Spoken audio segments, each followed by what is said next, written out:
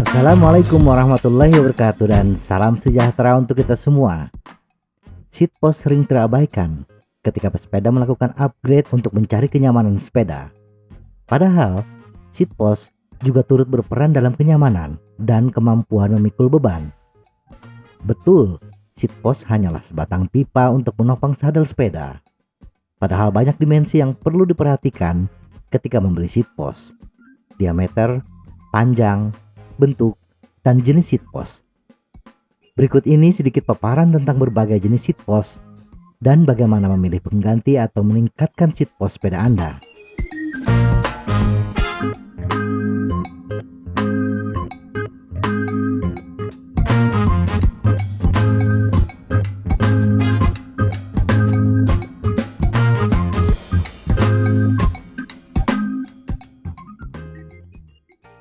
Diameter seat post.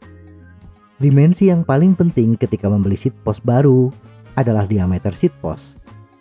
Setidaknya ada dua jenis seat post yang umum di pasaran, yaitu 27,2 mm atau disebut standar dan 30,9 mm atau 31,6 mm yang disebut oversize. Sebelum menentukan seat post mana yang akan dibeli, ukur diameter dalam seat tube sepeda Anda. Seat tube hanya bisa dipasangkan dengan seat post dengan diameter yang sama atau lebih kecil. Seat post dengan diameter yang besar memiliki kekakuan dan kekuatan yang lebih besar, sehingga akan mengoptimalkan transfer tenaga ke pedal dan lebih kuat menahan beban yang lebih besar. Sedangkan seat post dengan diameter yang kecil lebih lentur, sehingga lebih menyerap getaran sepeda. Yang mana yang ideal? Tergantung preferensi Anda. Bila diameter dalam seat tube besar atau oversize, Anda bisa menggunakan seat post kecil dan berbahan karbon, sehingga seat post bisa lebih lentur, tetapi tidak kehilangan kekuatan bahan karbon. Panjang seat post. Pertimbangan selanjutnya adalah panjang seat post. Panjang seat post yang dibutuhkan bergantung pada panjang pendeknya seat tube dan insim Anda. Seat tube yang pendek tentunya membutuhkan seat post yang panjang. Anda bisa memotong seat post bila dirasa terlalu panjang, tetapi harus diperhatikan alat pemotongnya, khususnya untuk seat post karbon. Salah potong bisa berakibat fatal. Panjang minimum dari seat post pun harus diperhatikan. Terlalu pendek juga bisa merusak seat tube sepeda Anda. Lihat video sebelumnya. Usahakan membeli seat post yang memiliki tanda kedalaman seat post, sehingga memudahkan Anda untuk mengembalikan ketinggian sadel yang ideal setelah sadel dilepas atau diturunkan. Bahan seat post. Bahan seat post yang paling umum adalah aluminium dan karbon. Walaupun untuk sepeda-sepeda jadul, masih ada yang menjual seat post berbahan besi. Bahan aluminium lebih murah dan lebih banyak digunakan. Sedangkan seat post berbahan karbon menjadi pilihan yang premium.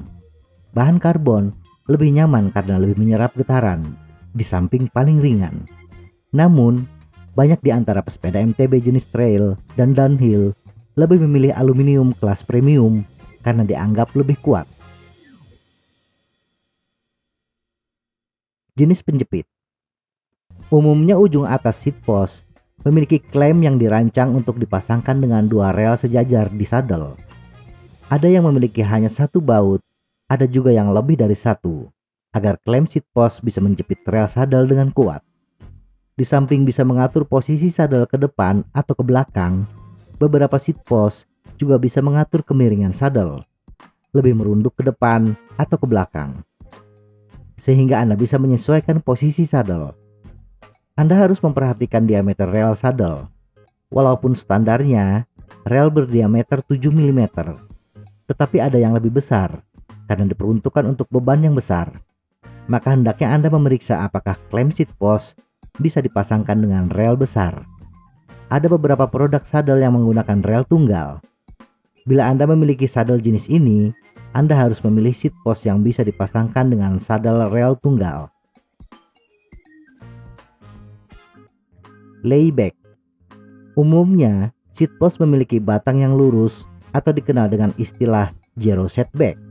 Tetapi ada juga seat post dengan batang melengkung, sehingga penjepit lebih ke belakang dari garis lurus seat post.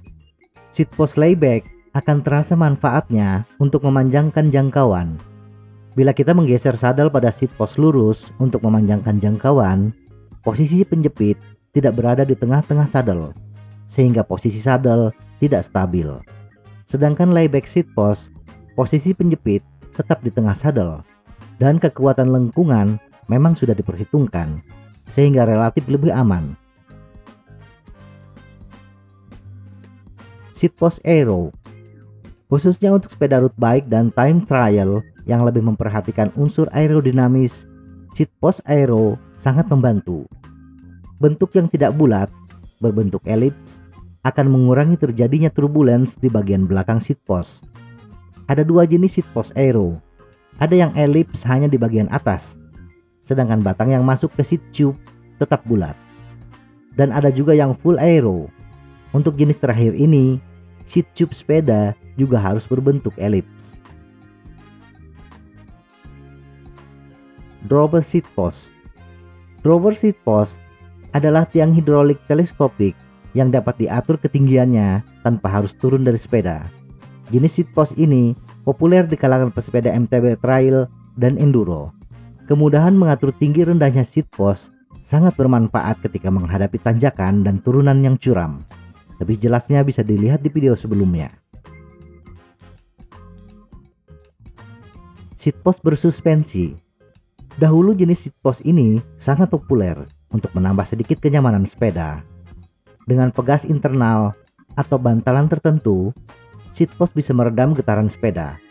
Namun, kepopuleran seat post bersuspensi meredup sejak diperkenalkannya fork bersuspensi. SIM. Seat post SIM adalah cincin aluminium berongga yang digunakan sebagai adaptor agar seat tube dengan diameter besar bisa menggunakan seat post berdiameter lebih kecil. Misalnya diameter dalam seat tube sepeda Anda adalah 31,6 mm dan Anda ingin menggunakan seat post berdiameter 27,2 mm, maka agar seat post tidak koclak, gunakan SIM 31,6 ke 27,2 mm. Semoga informasi ini bermanfaat. Tetap sehat. Salam goes.